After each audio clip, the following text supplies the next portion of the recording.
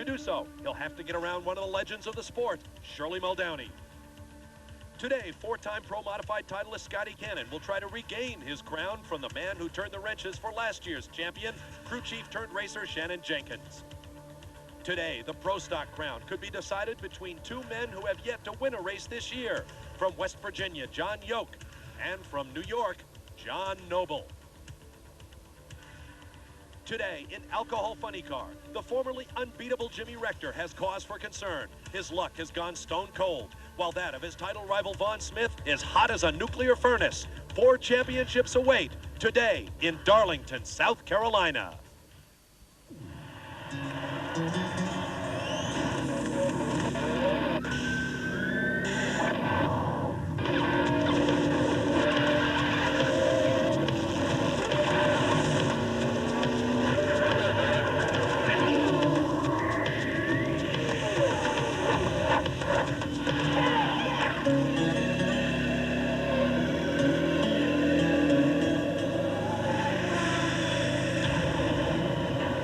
On a beautiful fall day in Darlington, South Carolina, welcome to the IHRA Snap-on Tools 1996 Finals, the end of the trail for the 1996 championship campaign. Down on the starting line, preparations underway for the most dramatic championship title fight in recent memory on the IHRA trail. The track cannot be smooth or sticky enough for these racers. Hello again, everyone. I'm Bob Varsha, along with ESPN drag racing analyst Ted Jones. Welcome to DID. Now, normally we'd show you some action over on the drag strip before coming on camera to say hello. But, Ted, the way these 4 world championships are coming down to the final event of the year, we have to set the stage first. Well, we do, Bob, because what may happen is some of those world championships, for instance, in Pro Modified with Shannon Jenkins and Scotty Cannon, may go to the final run of the day. Others may be decided earlier on in early eliminations. In Pro Stock, Jerry Yeoman didn't even qualify. That's down to a 3-man race. So the best is yet to come. No question about it, and no better way to show you than to take a look at the points, Ted. Especially in Top Fuel. Now, Shirley Muldowney appears to have the lead, but that's deceiving. There's a 471-point bonus. Shirley is actually in second place because of that perfect attendance bonus. John Yoke has the lead. All the other guys are playing chase. As long as John matches them, he'll be the world champion. Same thing with Scotty Cannon. He has the lead. Shannon Jenkins has to score more points than Scotty, who has already set a record. And Jimmy Rector, watch out now. He has been cold the last half of the season. Vaughn Smith could do it. This is going to be fun. And keep in mind, we also have a race to win. Let's start things off with quarterfinals of Top Fuel. Here's Rhonda Hartman, one of the top drivers in the class last year. She's had no luck at all and no finals in 1996. She could get well right now against this guy. David Bieneman, runner-up to Shirley Muldowney at Scribner, Nebraska earlier this year. This is the middle of the order, number 4 qualifier against number 5. Watch for a 4-second run. They were running 4s in qualifying earlier here, Bob, so you could easily see a 4-second run, especially out of Bieneman, who's been running strong. Rhonda Hartman with the advantage of half track and a huge engine explosion. She keeps it off the right side guardrail, but that was huge for Rhonda Hartman. Actually, a great driving job to keep her cool and stop the car there after that engine explosion. Boy, and doesn't that just sum up her entire season? One weekend, she went through 4 engines, as you see Rhonda getting out quickly, wanting to know what happened behind her. Well, she's not sure what's going on back there. Sometimes there's a fire. Speaking of fire, let's look at the replay. Now, that's fire, Bob. Oh, my. Right out the manifold, parts spewing everywhere. There goes the blower belt, but the parachute came out, and that helped keep the car stabilized and slowing. This ought to be spectacular from our finish line camera. You bet. She was on fire at the finish line. Here you see Rhonda on the ground, along with her husband John with his back to the camera and the PTS track crew. It appears that she is okay, but what a shock. And look at the extent of the damage. That was a dramatic engine explosion. You can see the parts as the PTS crew takes them off the engine. Let's look one more time. It actually occurred prior to the finish line. A cough and then a huge explosion. Now there's Shirley Muldowney getting in. She'll be in the next pair. Let's join Brett Kepner with Rhonda. Has anybody bothered to tell you that you won? No, I asked that if we won. Nobody told me. I thought a tire blew. I couldn't steer the car. As soon as it blew, just pieces flew everywhere. I've never exploded an engine that way. And what'd you get hit in the leg? Just on the side of the cage there? I got hit in the leg. No, some pieces flew up and So the pieces were going faster than you. Yeah, they were flying in front of me, and I honestly didn't know what was happening. I just couldn't steer. I was trying to get the thing stopped. Well, that was a close moment. Now, back to this business of the World Championship. There is Shirley Muldowney, holder of 4 Top Fuel World Championships from various sanctioning bodies. Her opponent in this first round, Bruce Litton, no pushover. He made it to the finals of the Spring Nationals at Bristol, Tennessee. Shirley leads in the points, but as Ted mentioned, she has to run the table because that guy, Doug Herbert, has a 471-point bonus coming his way for having run every race of the season. Shirley did not attend early in the year. Listen to her last 5 results. 3 victories, 2 runner-up finishes. She is the queen of Top Fuel. Herbert has managed to put her out there first, too. A lot of the fans may not be aware, but the low qualifier, Doug qualified number 2, Shirley qualified number 3, determines when he races. He said, I want to go last. Now that puts the pressure on Shirley Muldowney, and she's in trouble right off the line. Bruce Litton, a whole shot on Muldowney. Bruce Litton upsets Shirley Muldowney. The crew walks away dejectedly. That gives the World Championship to Doug Herbert. And you saw Herbert's crew walking to the line to shake hands with Shirley's husband and crew chief Ron Tobler and the crew. Bruce Litton, with that victory, has turned the World Championship over to Doug Herbert for the 4th year. There is Herbert in his car. He will be coming to the line in the next pair. Meanwhile, on the replay, wheels up start for Bruce Litton as he found the traction to his liking, put a whole shot on Muldowney, something that doesn't happen very often, and was out in front for the entire race. Shirley could not get back in it all the way to the top end. It was Litton wire to wire. We see right here by about 10 feet.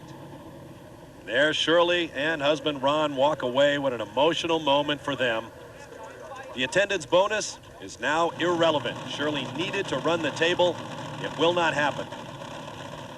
Now it is Doug Herbert's turn. And this was Doug Herbert during last night's Night of Fire final round qualifying. In the left lane, qualifying with Jim Bailey. Bailey gets out of it, and watch what happens to Herbert. Herbert actually got out of it and then back in it, and a tremendous engine explosion at about the 8th mile. Sparks flying. He had some serious engine damage. Had to work most of the night to get ready for this race. And this is Doug Herbert against Luigi Novelli. Herbert actually slowed to a 9 flat. Novelli threw away a 5:21 on a red light start. Herbert moves to round number 2. And saves the parts with that easy pass. Now he can concentrate on the business of winning the race. Here's another look at the red light in the right lane. Novelli too quick. Well, you can see he was trying to put a hole shot on Herbert. That's what he needed to do. Wheels up, by the way. That may have been a vertical red light as he actually lifted the tires out of that beam. After the run, a hug from Shirley Muldowney for the world champ, who spoke with Brett Kepner. You can't ask for any more sportsmanship than that, can you? No way. She's a pro. There's no doubt about it. I'll tell you, we're so happy. It's unbelievable. I don't know. Luigi got a little bit of ants in his pants. I guess I made up for that 408 that he had on me a while back. That's what it was. Oh, boy. I'll tell you, we're excited for Snap-on Tools and Doug Herbert Performance Parts. We can't be happier. My whole crew, guys, Brad and Pete and everybody, even though Brissette's not here, he gives us a little moral support. How'd you sleep last night? I didn't sleep too good. You can get some sleep now, buddy. Well, I tell you what, championships are great, but when you beat legends en route to those championships, like Doug Herbert just did, beating Shirley Muldowney, they are extra sweet. Final pair of the final round. It's going to be an easy pass for Danny Dunn as Jim Bailey goes up in smoke. Boy, did he boil the highs. Way too much clutch. Danny Dunn, by the way, off the starting line first by a bunch in a 5 flat ET. Keep your eye on Dunn. He was the #1 qualifier. He'll meet Rhonda if she can be ready, and Doug Herbert will take on Bruce Litton. Our speed.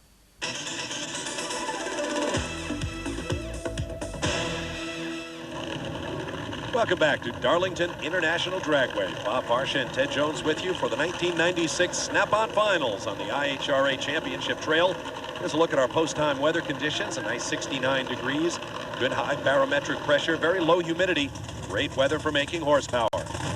We move to the Pro Modified category, and we have another great story. There is Shannon Jenkins, who wrenched Tommy Mooney to the World Championship last year. Coming into final round qualifying on Saturday night, Jenkins in the right lane was not qualified for this race in which he hopes to win the World Championship.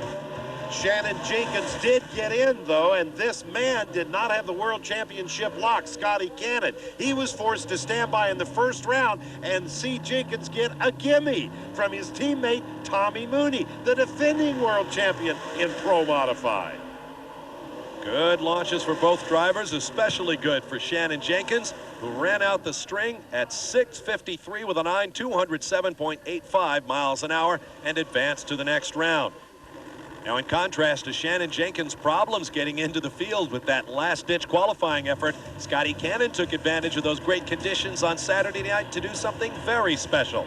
Very, very special. First of all, another 100 points to make it even more difficult for Shannon Jenkins. He ran, are you ready? 6.40. Absolutely unheard of, but the air was perfect, and Scotty was too. Now in the first round, up against Mike Janis from Lancaster, New York, Scotty Cannon needed to advance some rounds, and he did. Remember, it's not a world record until he backs it up. He doesn't on this pass. 6:51, 213 does not back up that world record run. Yeah, hey, need official with Hugh. Get out of here. They got to follow you down there. They can check you up there, your regular check. They're going to check anything else. Tell them to follow you if they want to see it. What in the world's going on up there? Well, Shannon Jenkins, he protested us on nitrous and fuel. Just makes it a good day. I'm ready now. Well, as you can see, no love lost there. It's not only a psychological war, however, it's also a strategic one. Here's Brett Kepner with more. Well, gentlemen, the Snap-on Tools World Finals may be an inaugural event, but we've been to Darlington in the past in the fall, and it has been a world record-setting racetrack. It was, again, in every conceivable respect. And keep in mind, with the World Championships on tap that we've got, everything is up for grabs. Pro Modified was the quickest field in history by 5 full hundredths of a second. And Scotty Cannon, of course, the man leading points, went 6.40 seconds, the quickest run in history to lead the field. But it's not just Cannon and his one-round advantage over Shannon Jenkins that's creating controversy. It's the other car, Hugh Scott. You might remember back at the Winter Nationals, Cannon announced a partnership with Hugh Scott, a two-car team this year to help him win the World Championship. He decided to dissolve that partnership before eliminations ever started at that first race. But he's brought him back in, as he said after the first round, as a hitman. Obviously, Hugh Scott's job is to do as much damage as possible in eliminations to Shannon Jenkins so that Cannon won't have to face that challenge if it goes all the way to the final round. But one thing's for sure. If Hugh Scott lines up in the second round with Shannon Jenkins, Hugh Scott's here on a mission. His mission, to give Scotty as much cushion as possible, and they work the ladder perfectly. That meeting will happen. You got it, Brett. I don't know how they did it, but Hugh Scott will meet Shannon Jenkins later in this round. First, here's Lewis Burris in that beautifully turned out red, white, and blue Chevy Corvette up against Dale Brinsfield. Dale Brinsfield has come on strong at the end of the year, qualified number 4, but Lewis Burris strapped a light on Brinsfield, a 463 coupled with a 663 elapsed time, moves him into the semifinal round. So the Captain America Corvette advances. Now to our next pair. Brad Jeter from Greenville, South Carolina in another Corvette against Billy Harper from Paducah, Kentucky. Another strong runner. Jeter qualified number 2, picked up a win this year and 2 runner-up finishes. He has to be dealt with. A 652. He's in the ball game. In fact, Brad Jeter is third in the points right now, but a forgotten man in this battle between Shannon Jenkins right there and Scotty Cannon, or in this case, Cannon's alter ego, evil twin if you like. Hugh Scott rolls in out of Red Bay, Alabama. Hugh Scott, the hitman, incidentally, that is Scotty's old car repainted, and Scotty will be ready to run right behind Hugh Scott so he can see what happens here. Girlfriend Amanda with final words, but I tell you what, Scotty Cannon is one racer you do not need to pump up. Maybe she's trying to get him to calm down. Anyway, this race will mean an awful lot to Scotty Cannon. They are away, and almost identical reaction times, 1/1000th of a second apart. Wow, what a race this is. Shannon Jenkins pulls it out of 660. Listen to this, to a losing 661. Scott almost did his job and knocked Shannon out. How'd you like to be the guy who had to go over to Scotty Cannon, lean in and say, well, Scotty, he was gone. Scotty rolling in. Let's take another look. Great side-by-side drag race. We have to look at that. Don't sell Hugh Scott short. He qualified number 3, motorsports fans. Better than Shannon Jenkins. Remember, he barely got into this thing. Let's go down to top end for more with Brett Kepner on this absolutely incredible photo finish. That was one of the single most intense drag races of the year. If only people knew how much intensity was up there. Oh, man. I don't know if I can get through today. 660 to 661. It was 12 thousandths at the finish line, but you got past the second most important hurdle of this whole thing. Oh, that's true very much, but we hurt the motor. We got to keep thinking. You got more. Oh, yeah, we got one. Thank you. Well, it better be a good one. They need a silver bullet when you're up against the killer Red Mater. Now all the pressure shifts to this man, Scotty Cannon. There you see him in his office as the crew makes final preparations, and he's going up against the number 5 guy in points, Carl Moyer. No pushover, Ted. No, Carl Moyer, the Chevrolet dealer from Acme, Iowa, could very easily defeat Scotty. He had a runner-up finish at Budds Creek, Maryland earlier this year, so he knows how to go down to the finals. Qualified number 8 at this event. Has that famous Z38, as he calls it, 1938 Chevrolet over there in the far lane. Supercharged machine for Scotty Cannon. Nitrous boosted, normally aspirated mill for Carl Moyer. And Moyer puts a gate job on Scotty Cannon. A 4:67 reaction time. Cannon could be in trouble. Does he have a 40 in it? Yeah, Scotty Cannon's crew celebrates because look at the ET. 6:48 for Scotty Cannon. Statement said. Here's another look from on board. Scotty Cannon smoothly through the gears as he shifts the Linco transmission and backs up that world record attempt. Now the pressure is really on Shannon Jenkins. The crew sees the scoreboard and reacts to that 6:48. And by virtue of that quicker ET, Scotty Cannon will have lane choice in his semifinal matchup with Lewis Burris. Brad Jeter will decide which lane Shannon Jenkins starts in. John Noble's son performing important mechanical chores. Pro Stock will be up when we return. And off to the Premier League is Sheffield Wednesday against Nottingham Forest. Friday on ESPN.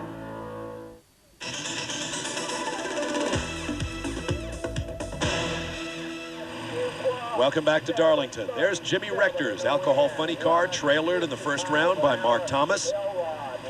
And there is Jimmy Rector in Mark Thomas's pit, conspiring perhaps. Thomas has Rector's arch rival Vaughn Smith in the next round. Stay with us for that. Now here's John Lundberg with our Precision Gear Crew of the Week. When your rear end is on the line, depend on Precision Gear.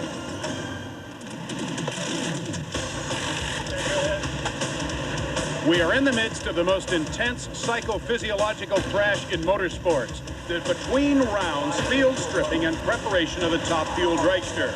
Doug Herbert, the driver, IHRA World Top Fuel Champion, and crew chief Jim Brissett and all the troops are bent on that process now. Yeah, these guys are as good as anybody there is around. All these guys have had years of experience working on these Top Fuel cars, and there's definitely a lot of work that gets done, and everybody's a team. You know, everybody has to pull together, and when one guy is starting to do a job, the other guy will reach around and grab a tool that he needs and put it in their hand. You know, it's just one of those things that everybody has to be knowing what the other guys are thinking. It's something that develops over a period of time, just like a baseball team or a football team or a basketball team or whatever. It's everybody has to be thinking along the same lines and thinking the same direction. That's the same thing as we try and do here. So what we're literally watching is a heart transplant in Dr. Herbert's operating theater, right? There you go. That's exactly right. With the help of Snap-on Tools, we developed our own little operating room here, so we're doing a little bit of operation right now. The heart transplant in Doug Herbert's Top Fuel dragster continues. You've been a part of the most intense psychophysiological thrash in all of motorsports, an engine change in a Top Fuel dragster. For Precision Gear's Crew of the Week, this is John Lundberg. All right, thank you, John. Now let's see how well the crew did their job as we get set for the semifinal action of Top Fuel. First up, Danny Dunn and Rhonda Hartman. Bear in mind, Danny Dunn is the #1 qualifier here this week, and he laid down a solid 4-second ET. Rhonda grenades another motor. Danny Dunn goes into the finals with a 5.63. And that was the second time those two have met this year. First time Rhonda won, this time Dunn wins. Here's a look from behind Rhonda's machine. Remember, they replaced that engine between rounds, and it let go right there. You know, they thought they had found the problem by changing oil, and evidently that wasn't the answer. You know, Danny Dunn actually threw his blower belt there. Rhonda Hartman really passed up an opportunity. Now here's Doug Herbert and Bruce Litton. You know, Doug Herbert might take it a little bit easy on Bruce Litton since he stopped Shirley. No, Doug Herbert pulls it out with a 5.02. Meanwhile, down in the Pro Modified pits, the intensity grows. Here's Brett Kepner. The thrash before the semifinal round in Shannon Jenkins' pit area is intense. The new motor that just went in the car is one that has been campaigned all year long and has set low elapsed time of several events. But he's going to need every bit of power he's got against Brad Jeter. Despite the team affiliation between the two cars of Gene Fulton Racing Engines, they say it will be a drag race. Obviously, Jenkins' only hope to win the World Championship is to get past the kid that just went 6.52 seconds, and that is going to be a chore. The best tennis players in the world on ESPN.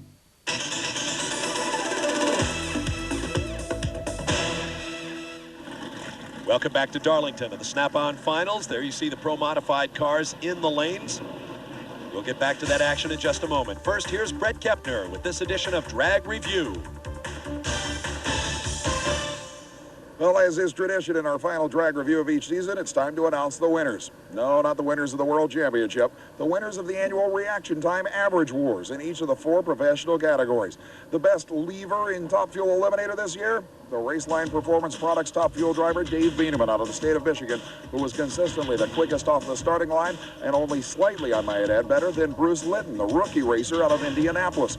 In the Supercharged Funny Car ranks, 12 years out of the sport, didn't seem to slow down Billy Williams, the veteran Californian who moved to Cleveland and resumed his racing career in the funny car division this year, was the most consistent reaction time killer, right ahead of Scott Wenny, the driver of the Sheets Firebird, who of course is always at the top of the list.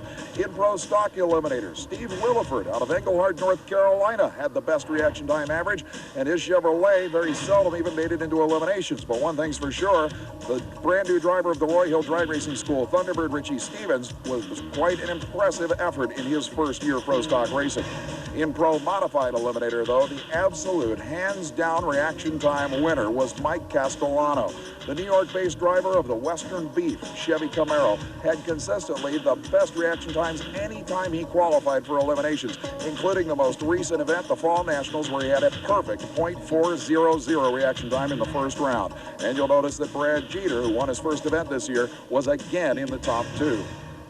Whether or not the reaction times displayed had anything to do with the winning or losing of world championships remains to be seen. But one thing's for sure, you've got to be good and practice to get better in this business. That's this edition of Drag Review. All right, thank you, Brett. To the semifinals of Pro Modified we go. There is Scotty Cannon, who knows what he has to do. Win his world championship right now. If he does, it will be his 5th. Meanwhile, over on the starting line, this is Brad Jeter in the far lane against Shannon Jenkins. You know Scotty is going to want to know the results of this battle right away. Oh, Shannon Jenkins, a 4:25 reaction time. It's just about over right there. Here comes Brad Jeter right beside him as the engine goes away. Jeter a 6:52. Jenkins won it off the starting line, a 6:57. What an incredible driving job for Shannon Jenkins under pressure.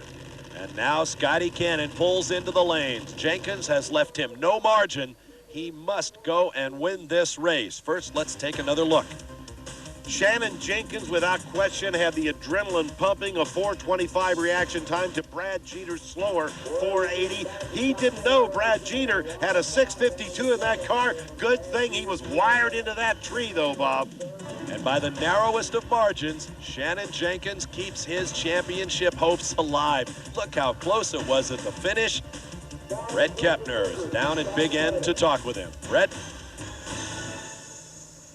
Ladies and gentlemen, it goes to the final. If he wins, obviously. But, man, I can't believe you pulled this off. You whole shot him. 4:25 reaction time. Well, every now and then you get lucky, you know. 5 thousandths of a second at the finish line. What was he, too? 57 to his losing 52.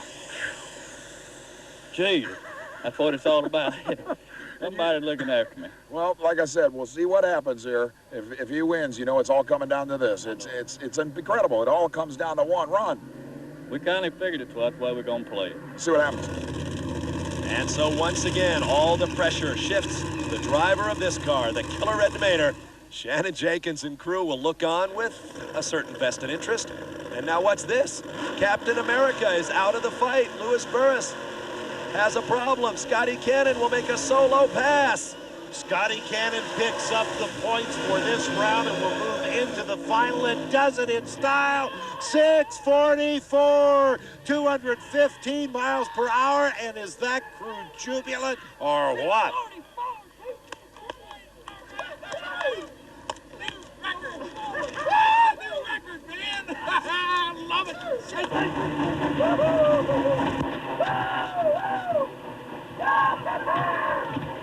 Gee, I think Scotty's excited about this. That's the most excited we've seen Scotty all season. Meanwhile, a dejected Lewis Burris, Captain America, pushing back. Let's go for a ride inside Scotty Cannon's 1963 Corvette on a 644 pass. Is that it? That did back up the record. 644. I love it. Come to the wire, baby. I love it. I love you, fan. This is for my little boy, Destin. Brand new. Look here. First time he's rode with me. Ain't done bad since. My boy. Thank you. Now, I'm going to check something. I got my little cheat sheet here. With 100 extra points for the record. I could lose next round, but I won championship. 700, 200, right? Well, I'm looking here. It looks like if you lose in the final with an extra 100 points. By 50 points. Yes, I think so. 1 point's good as a million. Let's go. I think he is world champion. He is, in fact, the world champion, and you know there was never a doubt in his crew's mind. Congratulations, Scotty. Now we move over to the Pro Stock semifinals. World champion John Yoke up against future world champion, you can bet, Richie Stevens. Stevens with a 4:65 reaction time has Yoke in trouble, leads him wire to wire. 6:75, and the Roy Hill crew is elated with that as Richie Stevens goes into his second final in his rookie year from a junior dragster to a 200-mile-per-hour pro stocker. Amazing. Now the other half of the draw. Ed Makachik against Robert Patrick. Boy, this could be a war. Robert Patrick, the number 2 qualifier, but Mahachek is up beside him. What's going on here? Wow, what a top-end charge for Ed Mahachek. Patrick had him with a 486 off the starting line. Mahachek, a 675 to a 681. Let's take a deep breath with the Race Mechanic, presented by Holly, the Performance Edge. Here's Ted Jones and Roy Hill. Bob, this week on the Race Mechanic, we noticed some wires on these shifter mechanisms, this Hurst shifter on this Lenco transmission, and we wondered where they go to some switches up here. What is this transmission partially electrically shifted, Roy? No, it's all manually shifted, Ted. But what the wiring is this is a line lock switch, which goes to the line lock that holds the front tires from rolling. Now, why do you want to hold the front tires from rolling when you're on the starting line? Well, as we roll in the first beam, we set the line lock and go down with the motor. We rev the motor sometimes as much as 8,000 RPMs. When that happens, it tries to take off, and we don't want that to happen. Because if you took off, we'd red light. Can't do that. Jimmy Rector awaits his fate. We'll be back.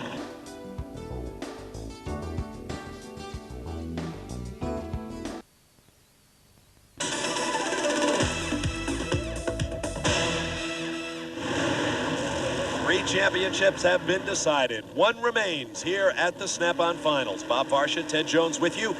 In the near lane, Jim Late. In our alcohol funny car semifinals in the far lane, Merle Littlefield, who's been a bit of a spoiler of late.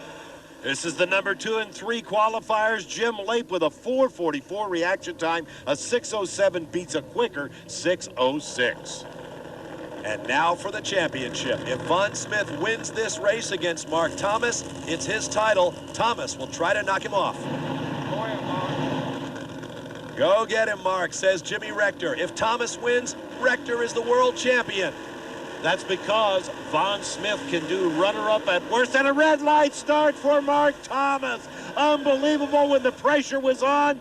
Jimmy Rector sees the red light, walks away dejectedly, had a great season going up until Norwalk, Ohio, when his world fell apart. Now the impossible has happened. Jimmy Rector congratulating Von Smith's crew. What a great gesture of sportsmanship. He has to be greatly disappointed as we look at the World Championship run. One more time, it was close at the finish line in spite of the red light. The only car that matters is the one in the near lane, Von Smith. And once again, a championship celebration from a very happy crew. Let's get down to Brett with the champ. Ladies and gentlemen, I present the ultimate come-from-behind World Championship win. Beating a man who had been in 7 finals in the next-to-last round of the year. You are the world champion in this category, buddy. Thank God. I mean, this is wonderful, Brad. I know I'm going to start one of my emotion things. and I don't mean it. Do you think anybody would blame you? I'm so happy. I mean, for everybody. I mean, you know, God, like I said, my father, he helps more than anybody. Howard Moon and everybody on the crew. I mean, everybody's busting their butt between rounds. Ways. Nottingham Forest is still looking for their first away win of the season. Tonight on ESPN. Welcome back to Darlington. The finals are just a moment away. Earlier today, Ted Jones spoke with our hosts from Snap-on. Bob, down in the pit area of IHRA defending Top Fuel World Champion Doug Herbert. Doug, the sponsorship from Snap-on Tool means a lot to your operation.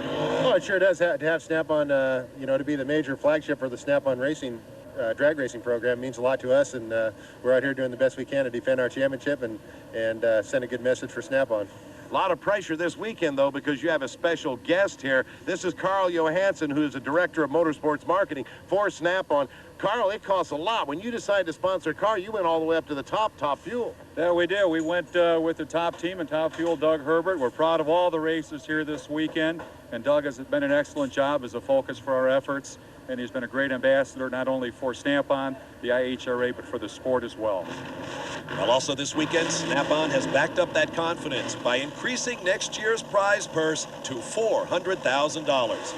Now, in the finals of Top Fuel, a solo pass for Doug Herbert.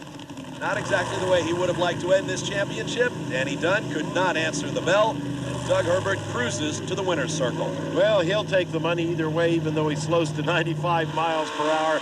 Maybe Pro Modified will be more exciting. Oh, you bet. Shannon Jenkins, newly discouraged by Scotty Cannon, who picked up the World Championship. Will Jenkins lay down in the final? I don't think so. Shannon off the line first, a 426 reaction, but look at that top-end charge for Scotty Cannon, and look at that ET, 645. He's truly a world champion. Shannon Jenkins, a 653. Congratulations to Scotty. To the Pro Stock final, Richie Stevens and Ed Mahachek. Richie Stevens' problems off the starting line, a foul start for one. Ed Mahachek will pick up the Snap-on Finals money with a 674, 203 miles per hour. And now our Alcohol Funny Car final, featuring newly crowned world champion Von Smith against Jim Lape. All he had to do was be the runner-up, but he'll take the victory if he can get it over Jim Lape. It'll make it that much sweeter, and he does it. Von Smith, a 599, 234 miles per hour. What a way to win the championship with real style. We'll be back to wrap things up in just... What would happen if a company...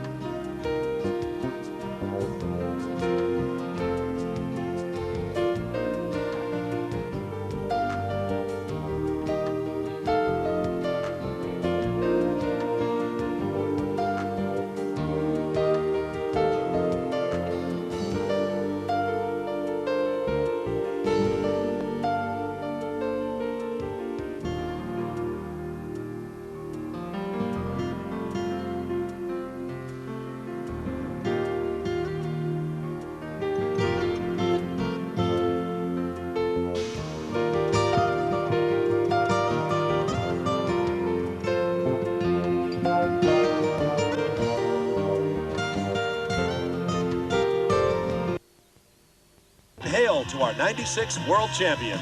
And some surprise winners indeed, especially John Yoke and Von Smith with come-behind victories. Unbelievable season, Bob. It's been a great year, and we thank you for being with us every pass of the way.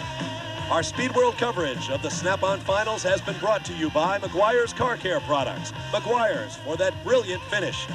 What do you know, my